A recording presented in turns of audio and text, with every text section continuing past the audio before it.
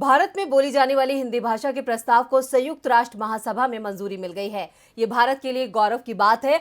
अब संयुक्त राष्ट्र के सभी कामकाज और जरूरी संदेश हिंदी भाषा में भी पेश किए जाएंगे। भारत ने इस फैसले की सराहना की है, तो वहीं भारत समेत कई और भाषाओं को भी इसमें शामिल किया गया है।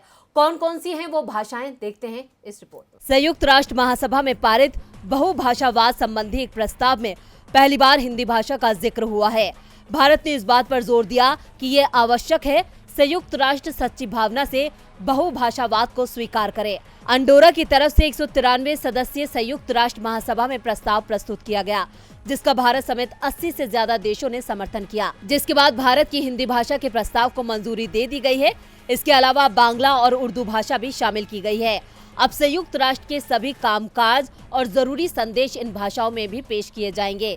इसके अलावा अरबी, चीनी, अंग्रेजी, फ्रेंच, रूसी और स्पेनिश संयुक्त राष्ट्र की 6 आधिकारिक भाषाएं हैं, जिसमें अंग्रेजी और फ्रेंच मुख्य है। संयुक्त राष्ट्र महासभा में भारत के स्थायी प्रतिनिधि राजदूत TS त्रिमूर्ति ने बताया कि इस साल पहली बार प्रस्ताव में हिंदी भाषा को भी शामिल किया गया है, जिसमें बांग्ला और उर्दू का भी जिक्र है।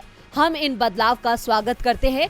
उन्होंने कहा कि भारत 2018 से संयुक्त राष्ट्र के वैश्विक संचार विभाग के साथ साझेदारी कर रहा है। संयुक्त राष्ट्र के समाचार और मल्टीमीडिया कंटेंट को हिंदी भाषा में प्रसारित करने और मुख्य बनाने के लिए फंड भी दे रहा है। साल 2018 से हिंदी के लिए परियोजना शुरू की गई थी, जिसका लक्ष्य हिंदी भाषा में संयुक्त राष्ट्र की सार्वजनिक पहुंच को बढ़ाना और दुनिया भर में हिंदी बोलने वाले लोगों को ज्यादा से ज्यादा कंटेंट देना था। इस दौरान फरवरी 1946 को पहले सत्र में अपनाए गए संयुक्त राष्ट्र महासभा के प्रस्ताव 13(1) का भी जिक्र किया गया है। इसमें कहा गया था कि संयुक्त राष्ट्र अपने उद्देश्यों को तब तक हासिल नहीं कर सकता जब तक कि दुनिया के लोगों को इसके लक्ष्य के बारे में पूरी जानकारी ना हो।